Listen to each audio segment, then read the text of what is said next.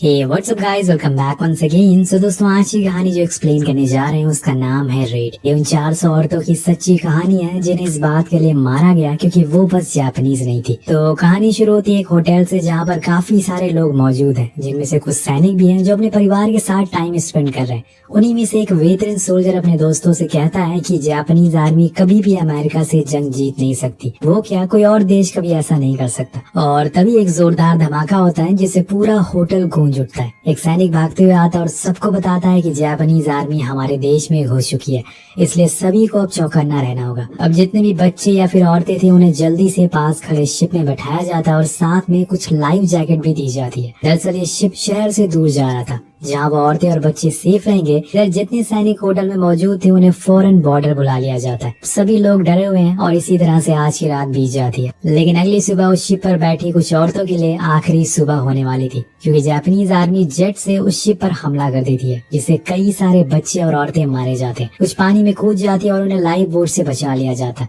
लेकिन आधे से ज्यादा मारी जाती हैं। इन्हीं में से हम 3 औरतों को देखते हैं, जो कि थी रोजमैरी, एक ऑस्ट्रेलियन नर्स सुजैन और एक अमेरिकन सिटीजन एड्रियानी। अब इन तीनों को किसी बोट पर जगह नहीं मिलती, इसलिए वो ऐसे ही पानी में तैरती रहती हैं। वो कई दिनों तक ऐसी लहरों के साथ तैरते हुए एक जापानीज आइलैंड पर पहुंच जाती है, जहाँ के जंगल में बहुत ही ज्यादा कीचड़ था, सूखी जमीन का कोई नामो निशान नहीं था। पर ये फिर भी जैसे तैसे करके आगे बढ़ती रहती है, क्योंकि इन्हें अपनी जान बचानी है। कुछ देर चलने के बाद उन्हें एक रोड दिखाई देता है जहाँ पर जापानीज आर्मी की टोली आ रही थी। अब कार से एक आर्मी सीनियर बाहर निकलता है जिसका नाम था जकार्ता। वो इन लोगों को लिफ्ट देकर एक छोटे टाउन तक पहुंचा देता है। अब बीच रास्ते में एंड्रियान उस ऑफिसर से कहती है कि आप लोगों ने उस शिप पर हमला करके अच्छा नहीं करा, उसमें कितनी मासूम बच्चे और औरतें की जान चली गई, ये सब जेनेवा लॉ के अगेंस्ट है। लेकिन वो उसे बताता है कि जापान ने ऐसे किसी पेपर पर आज तक कोई साइन नहीं करा और ना ही आगे करेगा। हम कोई भी लॉ नहीं मानते हैं। और ये बोलकर वो उसे टाउन में छोड़कर चला जाता है, जहाँ पर कुछ आर्मी सोल्जर को देखते हैं जो तीनों को घसीटते हुए एक दूसरी जगह ले जाते हैं। जहाँ का मंजर देख के तीनों को पता चल जाता है कि वो इस सफर में अकेले नहीं है, बल्कि उनके साथ न जाने कितने लोगों के परिवार शामिल है। तो दोस्तों, जापानीज आर्मी ने असल में जितने भी लोग शिप से कूदे थे सभी को पकड़ लिया था और अब उन्हें बंदी बना लिया गया था और एक ऐसी जगह पर रखा गया था जहाँ न खाने को खाना है और न ही पीने को पानी। बस है तो कभी ना खत्म होने वाला अत्याचार जो अब ये औरतें सहने वाली हैं। तो कुछ इस तरह से यहाँ से कहानी का प्लॉट शुरू होता है, जिसे शायद हर कोई ना देख पाए। अब इन औरतों को कैंप में ले जाया जाता है, जिसे असल में जापानीज आर्मी ने खास कर दूसरे देशों के लोगों के लिए बनाया था। वहाँ एंड्रियान देखती है कि कई और देशों की भी औरतें मौजूद जिन्हें बुरी तरह से रखा हुआ है। अब ये लोग वहाँ पे वो दिन तो जैसे तैसे गुजारते हैं, पर सुबह होते ही इन पर अत्याचार होना शुरू हो जाता है। सभी को बाहर एक साथ खड़ा किया जाता है, जिसके बाद वहाँ के कर्नल आते हैं जो सभी को झुकने को कहते हैं, क्योंकि अब जापान का नेशनल एंथम बजने वाला था। लेकिन एक लेडी एक सवाल पूछती है, पर उससे पहले उसे एक सैनिक मार कर गिरा देता है कि वहाँ पर किसी को भी कुछ बोलने की आजादी नहीं थी। और उसे मार खाते हुए देखकर सभी समझ जाते हैं, इसलिए कि करके सभी लोग अपना सर नीचे झुका लेते हैं। इसके बाद नेशनल एंथम प्ले किया जाता है और सभी को बताया जाता है कि आज से तुम हमारे गुलाम हो। तुम्हारे देश ने हमारे ऊपर बहुत अत्याचार किया है और अब तुम्हारे ऊपर वही अत्याचार होने वाला है, इसलिए तुमसे जो भी कहा जाए वो बिना सोचे समझे करना होगा। अब इसके बाद वहाँ पर एक कूड़ा फेंकने वाली ट्रक आती है, जिसमें वो बचा हुआ खाना था जो जापान के लोगों ने फेंक दिया था या फिर सड़ चुका था, वो इन औरतों के सामने फेंक दिया जाता है और कहा जाता है कि ऐसे खाओ। अब उनके पास कोई रास्ता नहीं था, इसलिए वो खाना उन्हें खाना पड़ता है, क्योंकि इनके अत्याचार से क्या पता वो बच भी जाएं, पर भूख से नहीं बच सकते। उस दिन के बाद इनके साथ और भी बुरा बर्ताव होना शुरू हो जाता है। इन लोगों से कड़ी धूप में मजदूरी करवाई जाती है, सैनिकों के लिए पानी भरवाया जाता है और उन्हें नहलाने को भी कहा जाता है। जो औरतों को ये सब सही नहीं लगता, पर उन्हें जबरदस्ती ये सब करवाया जाता है। अब कुछ औरतें वहाँ थी जो बीमार हो गई थी, पर उनसे भी जबरदस्ती काम करवाया जाता है, चाहे वो मर ही क्यों ना जाए। वो कहते हैं ना कि इस दुनिया में सबसे ताकतवर योद्धा माँ होती है, और माँ तो एक औरत ही होती है जो देखने में भले ही कमजोर लगती हो, लेकिन हर मुश्किलें झेल सकती है। ये सारी औरतें भी कुछ इस तरह से हर रोज लड़ रही थी, पर हार नहीं मान रही थी। सभी एक दूसरे से दोस्ती कर लेती है और हमेशा साथ रहने का वादा करती है, ताकि उनकी हिम्मत बनी रहे। वे एक दिन रोजमैरी को वहाँ पे रहने वाली एक औरत से पता चलता है कि इस कैंप से थोड़ी दूर पर आदमियों का कैंप है, जहाँ पे शायद उसके पति को रखा गया हो और हो सकता है कि वो आगे जाकर उसे मिल सके। और ये सुनकर वो काफी खुश हो कि चलो कोई तो अच्छा काम हुआ। अब इसी तरह से दिन बीतने लगते हैं और थोड़े दिन तक सब कुछ सही चल रहा था। लेकिन एक दिन एक लेडी बीमार हो जाती है, जिसका इलाज करने एक जर्मन डॉक्टर आती है और बताती है इस औरत को मलेरिया हो गया है। अब ये सुनकर सबको नॉर्मल लगता है, क्योंकि उन्हें लग रहा था कि ये कुछ दिनों में अपने आप ठीक हो जाएगी, लेकिन ऐसा होता नहीं है, क्योंकि ये बीमारी एक एक करके बहुत सी औरतों को होने लगती है। अब यहाँ कैंप पे इन्हें प्रॉपर दवाइयाँ तो मिल नहीं पाती, इसलिए धीरे धीरे औरतों की मौत होने लगती है। पर उन्हें दफनाया नहीं जाता, बल्कि उन्हें काट कर उस कैंप में भेज दिया जाता है जहाँ पर आदमियों को कैद किया गया था, और उनसे झूठ बोला जाता है कि ये जानवरों का मांस है, इसे खा लो। तो अब एक दिन मिसेस रॉबर्ट को भी ये बीमारी अपने कब्जे में ले लेती है, और उन्होंने ये सबको साथ लाने की मुहिम शुरू करी थी। और आज जब सब साथ हैं तो वो बीमार हो गई है। उन्हें ऐसी हालत में देखकर एंडियान, रोजमेरी और बहुत सी औरतें उनका बहुत ख्याल रखती हैं, लेकिन उन्हें मेडिसिन की जरूरत थी जो वहाँ पे मौजूद नहीं थी। अब ये देखकर कुछ औरतें अपनी जूली जापानीज सोल्जर को भेज देती हैं, जिससे उन्हें कुछ दवाइयाँ मिल सके, लेकिन इन दवाइयों से कुछ असर नहीं होता। विंग की ऐसी हालत देखकर एक दिन एक कोरियन विंग नाम की औरत रात में दवाइयाँ लेने के लिए चुपके से बाहर जाती है,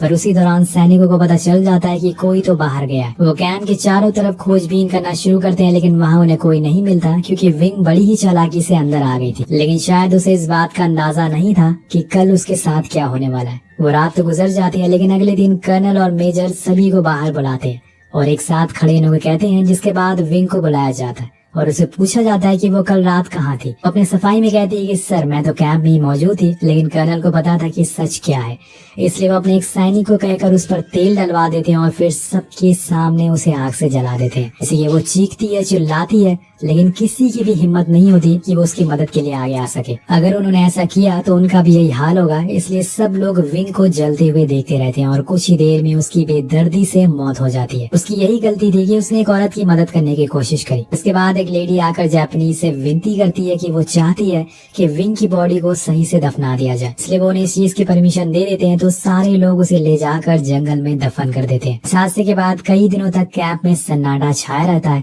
लेकिन एक दिन एंडियान कुछ गुनगुना रही होती है। ये तभी उसे ऐसा करते हुए डेजी नाम की लेडी सुन लेती है और फिर दोनों में काफी अच्छी दोस्ती हो जाती है, क्योंकि उनके बीच हर चीज अलग थी, उनका धर्म, उनका नाम, उनके बोलने का तरीका, लेकिन एक चीज थी जो कॉमन थी, वो था आर्ट, जो दोनों को ही पसंद था, जिसकी वो रेस्पेक्ट करती थी। इसलिए वो फैसला करती है कि वो एक ऑर्केस्ट्रा बैंड बनाएंगे, जिसे सुनकर यहाँ की औरतों को थोड़ा सुकून मिल सके। इस नरक में वो दोनों अपनी डायरी में एक म्यूजिकल नोट लिखना शुरू करती हैं। कुछ दिनों बाद वो उसी नोट को सभी औरतों को दिखाती हैं और उन्हें बताती हैं कि हमें एक बैंड बना है, अगर आप चाहे तो इसमें आ सकती हैं। कई सारी औरतें बहुत ही खुश होती हैं ये सुनकर और फौरन हाँ कर देती हैं, क्योंकि उन्हें कुछ नया चाहिए था अपनी दर्द भरी जिंदगी में। लेकिन कुछ औरतें अभी भी थी जिन्हें विंग की मौत जैसा डर था। उनका कहना था कि अगर जापानीज को इस बारे में पता चल गया तो वो तुम दोनों को नहीं बल्कि पूरे बैंड वाले को आग लगा देंगे। लेकिन एंडी और डेजी को ये करना था। अब यहाँ एक सीन आएगा जो आपको यकीन करने पे मजबूर कर देगा कि इंसान दिल से साफ होना चाहिए, भले ही वो किसी धर्म या जाति का क्यों ना हो। मिसेस रॉबर्ट दो दूसरे कास्ट वाली लड़कियों को देखती है, जो अपनी बेटी से कहती है कि बेटा वो एंडी उनके पास क्यों गई, क्या वो उन्हें भी अपने ग्रुप में शामिल करेगी, अगर ऐसा है तो मैं उनके साथ नहीं जाऊंगी। तब उसकी बेटी अपनी माँ को बताती है कि आपको याद होगा कि कुछ दिन पहले आपकी तबीयत कितनी खराब थी, तब आपकी जान बचाने के लिए विंग ने फेंसिंग को पार करके आपके लिए दवाइयाँ ला थी, और आपको ये सुनकर हैरानी होगी कि वो एक नीचे कास्ट की औरत थी। अब ये सुनकर मिसेस रॉबर्ट समझ जाती है कि वो कितनी ज्यादा गलत थी, उन्हें अपनी ये सोच बदलनी चाहिए, इसलिए फौरन ऊपर वाले से माफी मांगती है। वेल नेक्स्ट डे अब सभी औरतें ऑर्केस्ट्रा की ट्रेनिंग करने लगती हैं। थोड़ी देर तक सब कुछ सही रहता है, लेकिन कुछ ही देर बाद वहाँ पर जापानीज सोल्जर आ जाते हैं और उन्हें बहुत मारते हैं और ये सब बंद करने को कहते हैं। तभी वहाँ वही जर्मन डॉक्टर भी आती है जो उनसे ये तमाशा बंद करने को कहती है, लेकिन एंडियन कहती है कि ये कोई तमाशा नहीं है, ये बस हम खुद को खुश रखने के लिए कर रहे हैं। अब यहाँ से वो औरतें कुछ छोटे छोटे ग्रुप में बढ़ जाती हैं और फिर अलग अलग टाइम पर ट्रेनिंग करती हैं। ऐसे में उन्हें जापानीज पकड़ नहीं पाएंगे। इसके बाद सभी खुशी खुशी ऑर्केस्ट्रा प्ले करने लगती हैं और देखते ही देखते उसमें और भी औरतें जुड़ने लगती हैं। लेकिन एक दिन सार्जेंट कैंप में आकर सभी को मारने लगते हैं। देन वो डेजी के हाथ में एक लिस्ट देता है जिसमें यंग और ब्यूटीफुल लेडीज के नाम लिखे थे।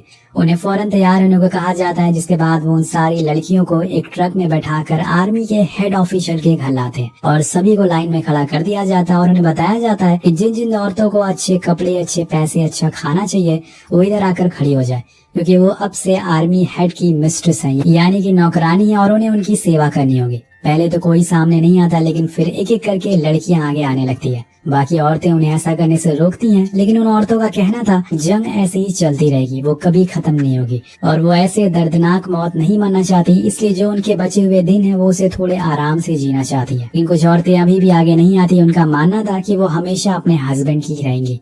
जिसके बाद उन्हें कैंप वापस भेज दिया जाता है। कई साल बीत जाते हैं और जंग अभी भी कायम थी। लोग आपस में लड़ रहे थे यहाँ के लोग अपनी जिंदगियों से जूझ रहे थे और बहुत सी औरतें अपना दम भी तोड़ चुकी थी। अब एक दिन सुजैन गलती से उसी जर्मन डॉक्टर के रूम में चली जाती है, जहाँ पर वो देखती है कि वो डॉक्टर एक मरी हुई औरत के मुंह से एक सोने का दांत को निकाल रही है।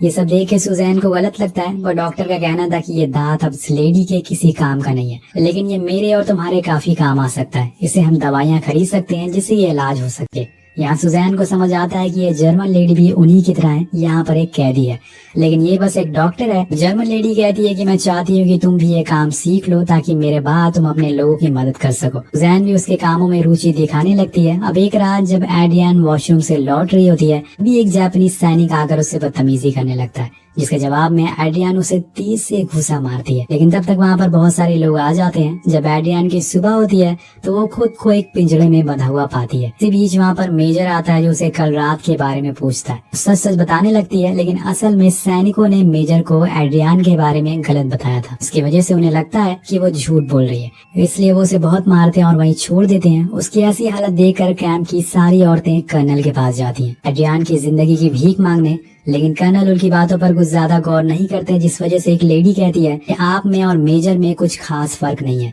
आप भी उन्हीं की तरह क्रूर किस्म के इंसान हैं। तो कर्नल कहता है कि ठीक है, मैं ऑर्डर दे दूंगा उसे छोड़ने का। जिसके बाद एड्रियान वापस कैंप में आ जाती है और उसी रात सभी औरतें इकट्ठा होकर पहला ऑर्केस्ट्रा बैंड प्ले करती हैं और उसे सुनकर सभी सैनिक बाहर आ जाते हैं, यहाँ तक कि कर्नल भी। लेकिन कोई आगे आकर उन औरतों को नहीं रोकता और सभी उस मधुर आवाज में खो जाते हैं। ऐसा लग रहा था कि बीहड़ जमीन में कोई फूल उग गया हो। सभी उस आवाज में खो जाते हैं और आखिर में उनके लिए तालियां भी बजाते हैं। चीज हमें दिखाती है कि कोई भी देश का नागरिक जंग नहीं चाहता है, क्योंकि जंग सिर्फ लोगों की जान लेती है, लेकिन कुछ पावरफुल लोग हैं जो अपने फायदे के लिए ऐसा करते हैं। अब एक दिन सभी को बाहर बुलाया जाता है और उन्हें बताया जाता है कि जापान सारी जंग जीत रहा है और अब ऑस्ट्रेलिया भी उनके साथ मिला है। इसके बाद सुनकर सुजैन मन ही मन कुछ बोलती है, जिससे कि मेजर सुन लेता है और वो उसे सामने बुलाकर वही बात दोबारा कहने को बोलता है, लेकिन वो जवाब नहीं देती तो मेजर उसे सजा देता है जो कुछ इस तरह की होती है। उसके आसपास कुछ नुकीले हथियार लगा दिए जाते हैं, अगर वो थोड़ा सा भी नीचे झुकी तो वो कीले उसके शरीर में घुस जाएंगी। सुजैन पूरी रात वैसे ही बैठी रहती है, वो जरा से भी नहीं हिलती और उसकी इस हिम्मत को देखकर मेजर भी बहुत परेशान था और आखिर में वो भी हार जाता है और उसे जाने देता है। इसके बाद हम कैंप में हर रोज बैंड प्ले होने लगता है, जिससे को मेजर और कर्नल भी एंजॉय करते हैं और उन्हें गिफ्ट में सोप दिए जाते हैं, क्योंकि वो पिछले 4 सालों से सोप से नहाई नहीं थी। दिनों बाद हमें लोगों को एक नई जगह पर शिफ्ट कराया जाता है। बीच रास्ते में उन्हें वहाँ लड़कियां भी दिख जाती हैं जिन्होंने मिस्ट्रेस बनने का फैसला किया था। वो एकदम साफ सुथरे कपड़े पहनकर बैठी हुई थी और उन्हें देखकर ये लोग विश करते हैं कि काश हम भी वहाँ बैठे होते, लेकिन उन्होंने वो मौका गवा दिया। और तभी वहाँ पर रोजमेरी को उसका हस्बैंड दिख जाता है, जिसे जापानीज सोल्जर लेकर आए थे। पता चल चुका था कि अब ये लोग उसे मार डालेंगे, इसलिए वो बस उसे देखती ही रह जाती है और सोचती है कि काश वो एक बार उससे मिल पाती। लेकिन तभी उसका ट्रक वहाँ से निकल जाता है और उसकी ख्वाहिश अधूरी रह जाती है, वो पूरी तरह से टूट जाती है। औरतों को अब एक ऐसी जगह पर रहने को कहा जाता है जहाँ पर सोने को ना तो कोई चटाई थी और ना ही पीने का सही पानी। वो जगह पूरी तरह से खंडर थी, लेकिन अब उन्हें वहाँ रहना ही पड़ेगा। वहाँ पे इनको खाने के लिए कीड़े मकोड़े और सांप दिए जाते हैं, क्योंकि जापानीज आर्मी अब इन पर पैसे नहीं खर्च करना चाहती। इसी बीच रोजमेरी की तबीयत खराब होती जा रही थी, क्योंकि उसने जब से अपने हस्बैंड को देखा था वो अंदर से टूटती जा रही थी। उसने फैसला किया कि वो जीना नहीं चाहती है। उसकी दोस्त उसे समझाती है कि हिम्मत मत हारो, हम जरूर बचकर यहाँ से निकलेंगे। और तभी वो डॉक्टर से उसके बारे में पूछता। डॉक्टर उसे समझाती है कि उसने मन बना लिया है कि वो ऐसी क्रूर दुनिया में नहीं जीना चाहती जहाँ उसके प्यार को समझा ना जाए। कभी गॉड हमारे साथ इंसाफ नहीं करते और बताती है कि वो बस कल तक ही जिंदा रह पाएगी। अब रोजमेरी उस रात सो जाती है और अगली सुबह उसकी आंख ही नहीं खुलती। जी हाँ दोस्तों, उसकी मौत हो चुकी थी। रोजमेरी का फ्यूनरल होता और सभी औरतों की उम्मीदें टूट चुकी थी जब वो अपनी ही साथियों को अपने सामने मरता हुआ देखती हैं। इस कैंप में अब सभी औरतों की हालत बहुत खराब हो गई थी, सभी बहुत कमजोर हो चुकी थी। लेकिन एक दिन वहाँ पर आर्मी जनरल आता है और अनाउंसमेंट करता है कि अब जंग खत्म हो चुकी है। लेडी पूछती है कि इस जंग में कौन जीता, तो जनरल बताता है कि कोई नहीं, हम अब दोस्त बन चुके हैं और मैं जानता हूँ कि मैंने तुम लोगों के लिए ज्यादा कुछ नहीं किया, लेकिन अब से तुम आजाद हो। अब ये सुनते ही सभी औरतों की आंखों में आंसू आ जाते हैं और वो खुशी से पागल हो जाती हैं। लेकिन उन्हें दुख भी था कि उन्होंने अपने साथियों को खो दिया है। जितने भी लोग बचे थे वो बाहर जाकर अपनी आवाज उठाएंगे और लोगों को उनके उन दिनों के बारे में बताएंगे, जिसे क्या पता उन बड़े लोगों को सजा मिल सके। यहाँ हमें एक और चीज पता चलती है कि जो ऑर्केस्ट्रा फिल्म में बजाया गया है, इस फिल्म में प्ले किया गया है, वो असल में रियल है और उसे उसी समय रिकॉर्ड किया गया था जब वो औरतें कैद थी। और आखिर में इन सभी औरतों को उनके घर भेज दिया जाता है। कुछ आज भी जिंदा हैं, जिसमें एंड्रियान है, लेकिन कुछ औरतों ने दम तोड़ दिया है। ये पूरी कहानी एक सच्ची घटना पर आधारित है, जिसे सुनकर किसी की भी आंखें नम हो जाएंगी। और इसी के साथ ये कहानी यहीं खत्म हो जाती है। तो आपकी इस कहानी के बारे में क्या राय है, नीचे कमेंट करके जरूर बताएगा। मिलते हैं आपसे अगली वीडियो में। Thank you so much watching. Peace out.